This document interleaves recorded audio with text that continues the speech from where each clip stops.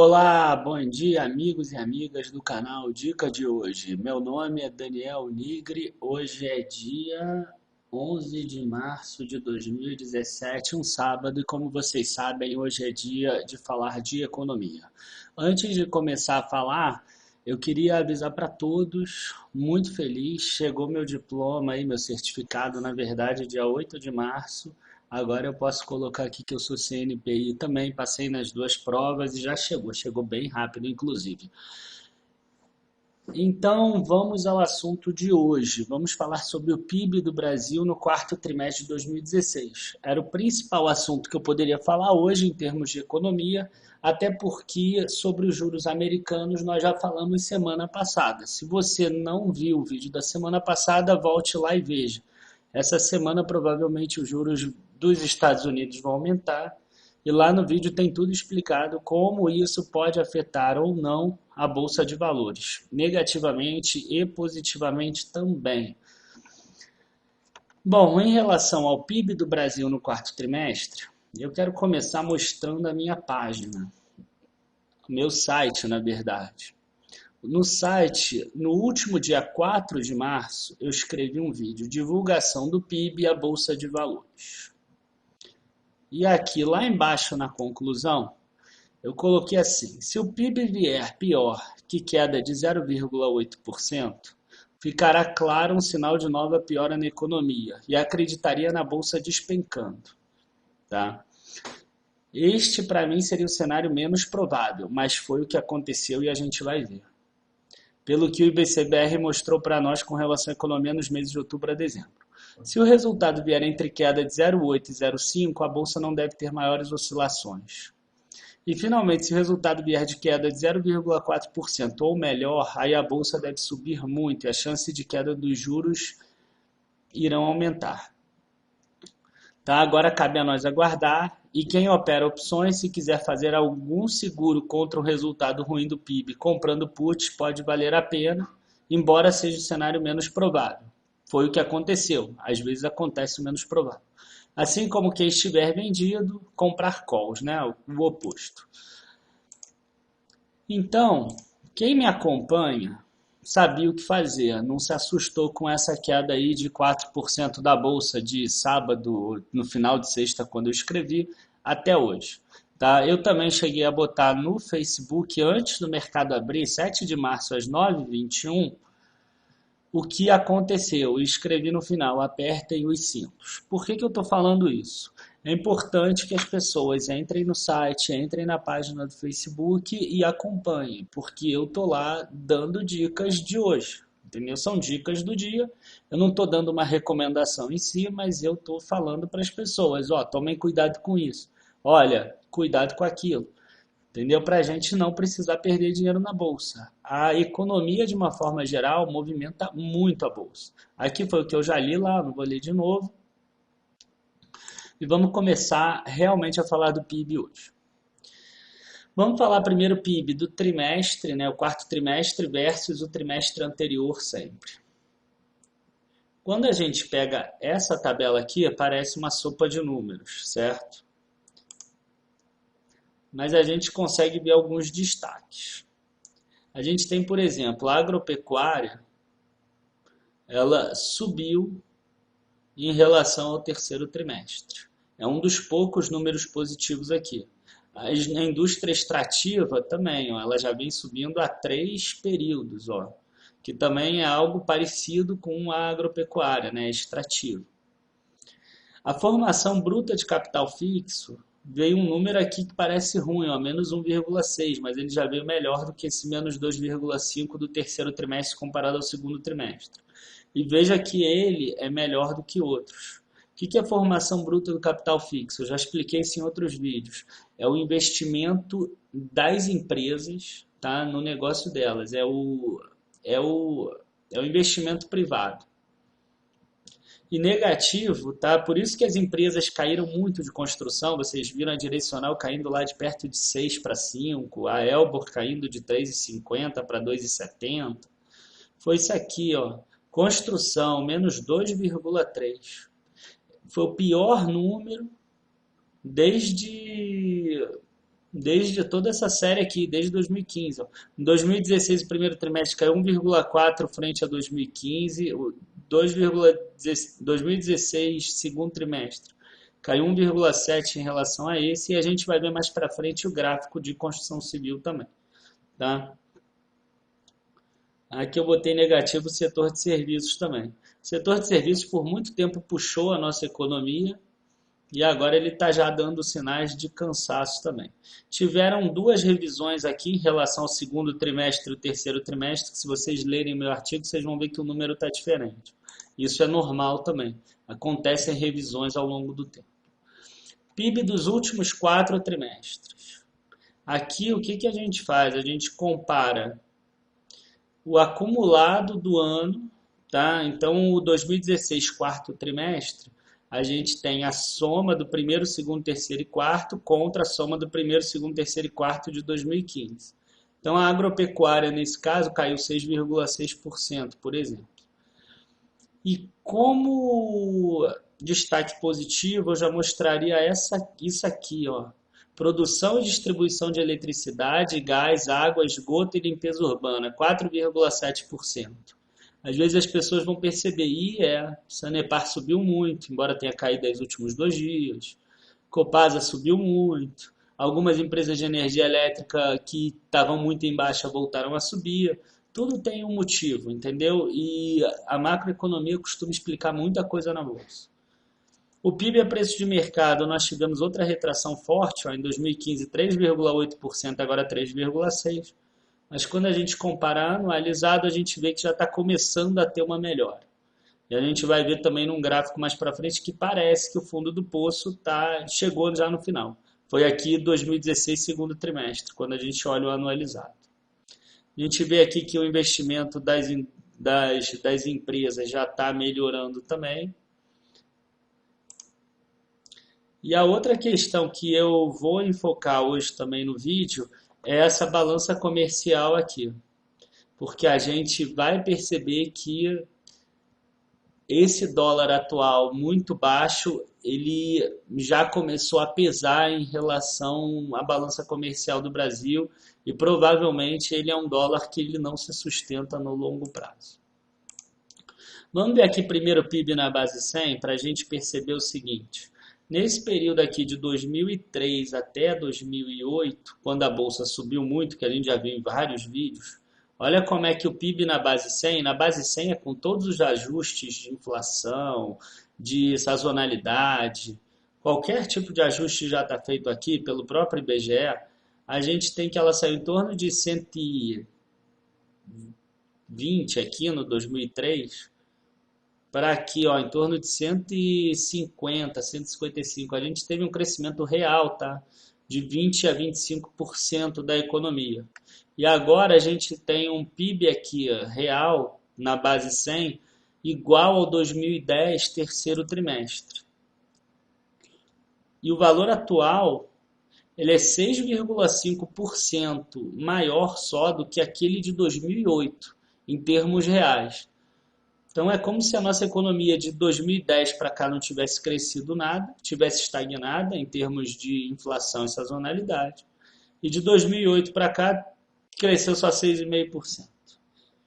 Entendeu? Sendo que essa queda aqui da bolsa lá daqui e a queda da economia global nem representou tanto nisso. O Brasil se recuperou rápido nesse sentido na época de 2009 e 2010. Eu esqueci de falar também que a gente está com 8 quedas seguidas aqui, ó. 8 quedas seguidas. E se pegar desse maior ponto aqui, nos últimos 12, a gente tem 11 quedas de PIB. A gente vê aqui a taxa anual, que mostra todas essas quedas do PIB que tiveram, e mostra aquela questão que eu falei, que o fundo do poço parece que já chegou. A gente vê que desde o início do real, poucas vezes a gente chegou no negativo. E nesse período a gente já está vários trimestres no negativo, chegando aqui em alguns pontos abaixo de 4% negativo. Tá? Por isso essa recessão, essa retração tão forte que a gente está vendo na economia. Então agora vamos começar a falar da parte que importa em relação à bolsa. Vamos falar da construção civil. A gente vê que a construção civil, ela cresce quando os juros eles abaixam. Nesse período aqui que o Brasil teve o menor juros da história dele, a construção civil disparou. Olha a distância que ela tinha para o PIB, ela chegou a ultrapassar o PIB, até chegar num ponto que começou a aumentar os juros de novo, que foi mais ou menos por aqui. Só que o efeito dos juros demora um pouco até a economia chegar. Então, aconteceu mais ou menos aqui o máximo e começou a cair, cair, cair. Os especialistas já estão esperando aí no Boletim Focus em torno de 9,25% no fim do ano. E já tem algumas agências aí, como o Bradesco, por exemplo, que chegaram a falar em 8,5% no final do ano. Isso aqui a gente percebe o potencial que as empresas de construção civil podem ter no futuro na Bolsa. Lembrando que nesse período aqui de 2003 a 2007, a gente vê que ela só foi engrenar mesmo aqui, ó, em 2005, 2006. Ela é uma das últimas a entrar, a perceber o crescimento de novo da economia. Tá? Porque ela depende muito da taxa de juros, ela depende que tudo aconteça antes dela. Ela é uma das últimas a começar realmente a movimentar. Enquanto isso, o setor de utilities, né, quando a gente fala em energia elétrica, saneamento básico, água, ele opera ao contrário, né? Ele é um dos primeiros a reagir e ele é um dos que menos sofrem o PIB, porque as pessoas, por mais que elas consigam economizar um pouco de água ou de luz aqui ou ali, ou de gás, elas acabam necessitando desses serviços. Então a gente vê que o setor de utilities ele caminha muito próximo do PIB e aqui ele inclusive já passou o PIB, ele não costuma ter uma distância muito grande. Então cuidado aí, setor de energia elétrica, de saneamento, pode ser que por macroeconomia eles já estejam um pouco esticados. O setor já recuperou o que ele tinha que recuperar em relação ao PIB. Mas isso também mostra como o setor é defensivo, quer dizer, num período que a bolsa caia, ele pode ser uma boa solução. Ele fica próximo ao PIB e recupera rápido, como a gente viu aqui, ó, ele já recuperou. A gente viu ali na página anterior que ele já deu valores positivos no próprio 2016. E as quedas bruscas que tiveram no período do real foram interferência do governo. Na época do Fernando Henrique, racionamento de energia, que houve aqui, não vou entrar no mérito se era necessário ou não. E na época aqui da Dilma, a redução do valor de energia que ela quis propor, que no fundo acabou sendo um tiro no pé para a economia brasileira e para os brasileiros de forma geral, que depois pagaram mais de 50% de aumento. E vamos falar também de balança comercial, que afeta muito a bolsa, porque a gente já viu em outro vídeo como a bolsa e o dólar, eles não se correlacionam, ou melhor, eles se correlacionam inversamente. Tá? Não é que eles não se correlacionam, eles se correlacionam até muito, como a gente viu no vídeo, mas é inverso. Então, se a bolsa sobe, o dólar costuma cair, como a gente viu aí no início do ano, e quando a bolsa cai, o dólar costuma subir. Nem sempre isso é verdade, mas isso acontece muito. E o que acontece quando o dólar cai muito? Começam a importar mais produtos e exportar menos produtos para outros países. A indústria brasileira passa a não ser mais tão competitiva assim e a exportação começa a diminuir. Começa a entrar muito produto barato no Brasil. Isso aconteceu muito lá atrás, ó, na época do Plano Real que ele começou, que era 1 para 1, a paridade. Aí depois a gente abandonou aquela paridade, logo a exportação passou a ser maior do que a importação, e nesse período foi um alívio para a nossa balança comercial e a bolsa acabou subindo. Logo depois, O dólar começou a cair de novo porque o Brasil começou a crescer enquanto o mundo todo estava estagnado, até 2013 mais ou menos. E a gente começou a importar muito, as empresas investiram muito, e a gente vai ver isso no próximo gráfico. E as exportações começaram a diminuir por causa do próprio dólar. E à medida que o dólar foi se recuperando em 2015, a exportação passou à importação. E a gente vê aqui que ela já estava maior e agora ela voltou a ficar igual.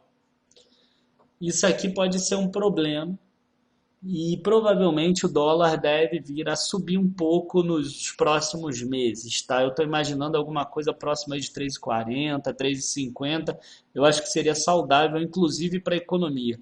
A gente tem que voltar a ter isso aqui, ó, uma balança comercial positiva, um pouco mais de exportação do que importação. Muito mais exportação também é ruim. O ideal é que seja exatamente aqui como foi naquele período lá áureo da bolsa. E para isso a gente precisa de um dólar que seja condizente com a realidade brasileira atual. E a gente vai ver aqui gastos públicos contra investimentos privados, que é exatamente a questão da formação bruta do capital fixo.